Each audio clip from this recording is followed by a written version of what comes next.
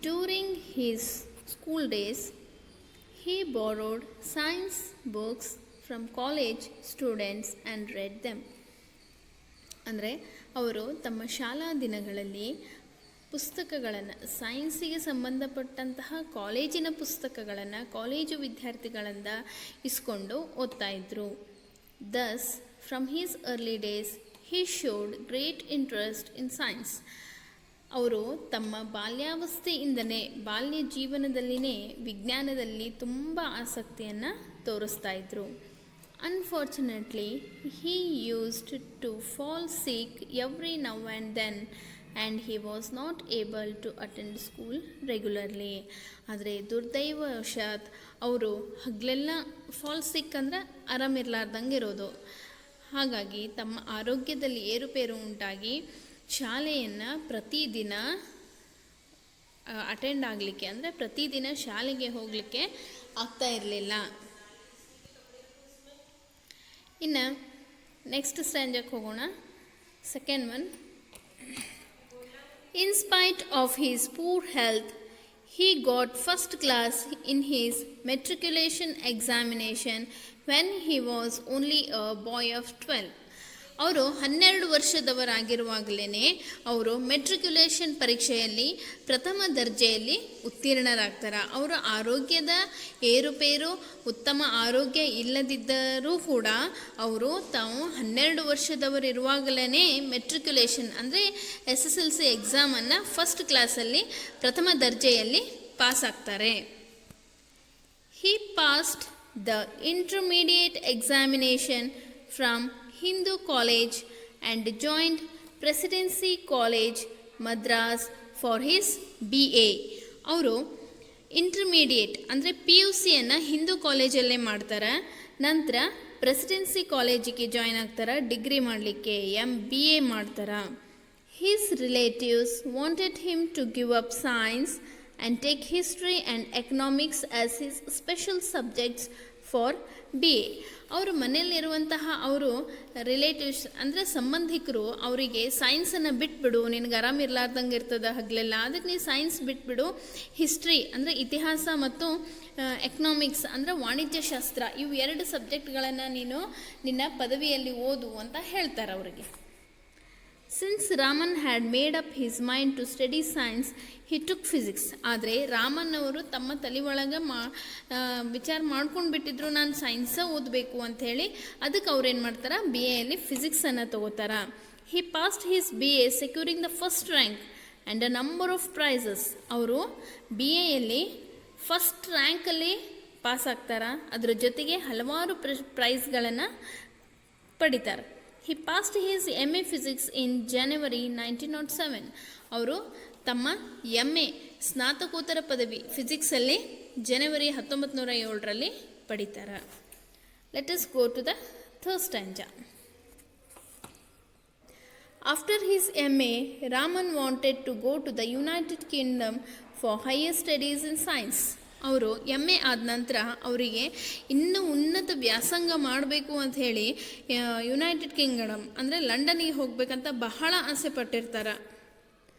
But his health broke down again. ಆದರೆ ದುರ್ದೈವವಶಾತ್ ಅವರು ಮತ್ತೆ ಅನಾರೋಗ್ಯದಿಂದ ಬಳಲ್ತಾರೆ. And he could not go. ಹಾಗಾಗಿ ಅವರಿಗೆ ಹೋಗಲಿಕ್ಕೆ ಆಗೋದೇ ಇಲ್ಲ. This was the greatest disappointment in his life. ಇದು ಒಂದು ಅವರಿಗೆ ಬಹಳ ಬೇಸರ ತರುವಂತಹ ಸಂಗತಿಯಾಗಿತ್ತು. His relatives asked him to give up his study of science and take a competitive examination in Calcutta in history and economics. ಅವರು ತಮ್ಮ ಸಂಬಂಧಿಕರು ಅವರಿಗೆ ವಿಜ್ಞಾನವನ್ನು ಬಿಟ್ಟುಕೊಟ್ಟು ಸ್ಪರ್ಧಾತ್ಮಕ ಪರೀಕ್ಷೆಗಳನ್ನು ಬರೀಲಿಕ್ಕೆ ಹೇಳ್ತಾರೆ. ಇತಿಹಾಸ ಮತ್ತು ವಾಣಿಜ್ಯಶಾಸ್ತ್ರದಲ್ಲಿ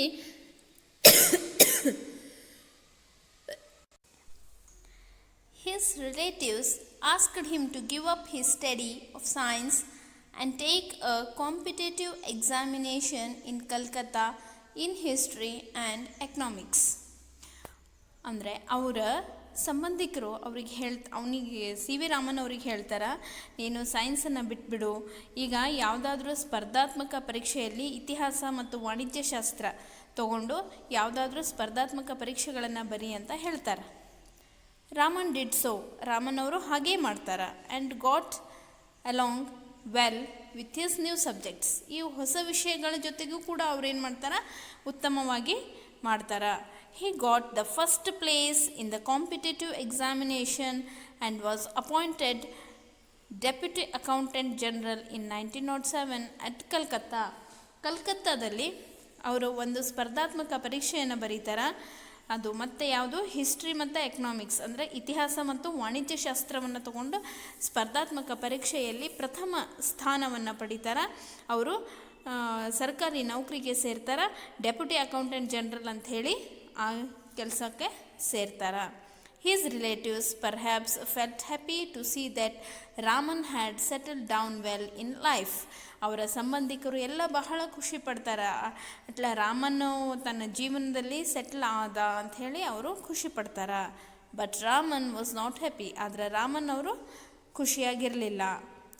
How could a scientist like Raman put up with the life of a deputy accountant general?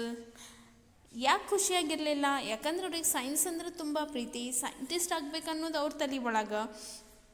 ಆದರೆ ಸಂಬಂಧಿಕರ ಒತ್ತಾಯದ ಮೇರೆಗೆ ಅವ್ರು ಏನಾಗ್ತಾರೆ, ತಮ್ಮ ಜೀವನವನ್ನು ಡೆಪ್ಯೂಟಿ ಅಕೌಂಟೆಂಟ್ ಜನರಲ್ ಅನ್ನೋ ಪೋಸ್ಟಿಗೆ ಹೋಗಿ ಸೇರ್ಕೋತಾರೆ.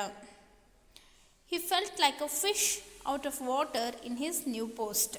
ಅವ್ರಿಗೆ ಹೆಂಗೆ ಅನ್ನಿಸ್ತಿತ್ತು ಅಂತಂದರೆ, ಈ ನೀರು ಒಳಗಿಂದ ಮೀನನ್ನು ತೆಗೆದ್ರೆ ಮೀನು ಯಾವ ರೀತಿ ಒದ್ದಾಡ್ತದೋ ಆ ರೀತಿ ಅವರಿಗೆ ಈ ಡೆಪ್ಯೂಟಿ ಅಕೌಂಟೆಂಟ್ ಜನರಲ್ ಪೋಸ್ಟಿಗೆ ಹೋದಾಗ ಆಗ್ತದೆ.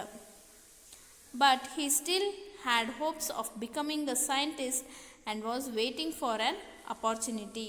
ಈಗಲೂ ಅವರು ಹೋಪ್ಸ್ ಅಂದರೆ ಆಶಾವಾದಿಗಳಾಗಿದ್ದರು. ಈಗ ಆದಾಗ್ಯೂ ಕೂಡ ನಾನು ಮುಂದೆ ನನಗೆ ಯಾವುದಾದ್ರೂ ಅವಕಾಶಗಳು ಸಿಕ್ಕರೆ ನಾನು ಸೈಂಟಿಸ್ಟ್ ಆಗಬೇಕು ಅನ್ನೋ ಆಶೆಯನ್ನು ಅವರು ಇಟ್ಕೊಂಡಿರ್ತಾರೆ.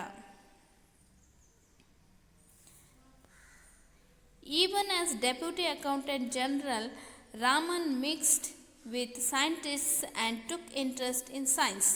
ಅವರು ಡೆಪ್ಯೂಟಿ ಅಕೌಂಟೆಂಟ್ ಜನರಲ್ ಆಗಿ ಕೆಲಸ ಮಾಡ್ತಿದ್ರು ಕೂಡ ಅವ್ರು ರಾಮನ್ ಅವರು ಸೈಂಟಿಸ್ಟ್ಗಳ ಜೊತೆಗೆ ಸೇರಿ ವಿಜ್ಞಾನಕ್ಕೆ ಸಂಬಂಧಪಟ್ಟಂತೆ ಅವರು ಚರ್ಚೆಗಳನ್ನು ಮಾಡ್ತಿದ್ರು. ಒನ್ ಫೈನ್ ಡೇ, ಒಂದು ದಿವಸ, while returning from his office, ಅವರ ಆಫೀಸಿಂದ ವಾಪಸ್ ಮನೆಗೆ ಹೋಗಬೇಕಾದ್ರೆ, he saw a banner outside a building on which was printed the Indian Association of Scientists.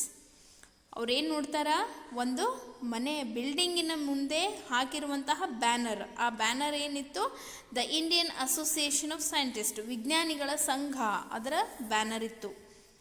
At the sight of that banner, Raman got off the moving train and went to meet the scientists who were gathered in that building. ಅವರು ಅದನ್ನು ನೋಡಿದ ಕೂಡಲೇ ಹೋಗ್ತಾ ಇರುವಂತಹ ಟ್ರೈನ್ನಿಂದ ಇಳಿದು ಅಲ್ಲಿ ಇರುವಂತಹ ವಿಜ್ಞಾನಿಗಳನ್ನು ಭೇಟಿಯಾಗಲಿಕ್ಕೆ ಹೋಗ್ತಾರ. Some time later when he was in Rangoon, he learnt that an institution had bought a piece of modern scientific apparatus. ಅಂದರೆ ಕೆಲವು ಸಮಯದ ನಂತರ ರಂಗೂನ್ ಅನ್ನೋ ಪ್ರದೇಶದಲ್ಲಿ ಅವ್ರಿಗೆ ಕಾರ್ಯನಿರ್ವಹಿಸ್ತಿರ್ಬೇಕಾದ್ರೆ ಅಲ್ಲಿ ಅವರಿಗೆ ತಿಳಿಪಡ್ತದೆ ಏನಂತಂದ್ರೆ, ಒಂದು ಸಂಸ್ಥೆ ಮಾಡರ್ನ್ ಆಧುನಿಕ ವೈಜ್ಞಾನಿಕ ಉಪಕರಣಗಳನ್ನು ತಂದಾರ ಅಂಥೇಳಿ ಅವರು ತಿಳ್ಕೊತಾರೆ. He hurriedly put on his clothes and went to have a look at it. ಅವರು ಬೇಗ ತಯಾರಾಗಿ ಅವನ್ನ ನೋಡಲಿಕ್ಕೆ ಹೋಗ್ತಾರ. Such was the interest he had in science. ಅಷ್ಟೊಂದು ಅವರಿಗೆ ವಿಜ್ಞಾನದಲ್ಲಿ ಆಸಕ್ತಿ ಇತ್ತು. In 1911, Raman was appointed Special Accountant General for Posts and Telegraphs in Calcutta.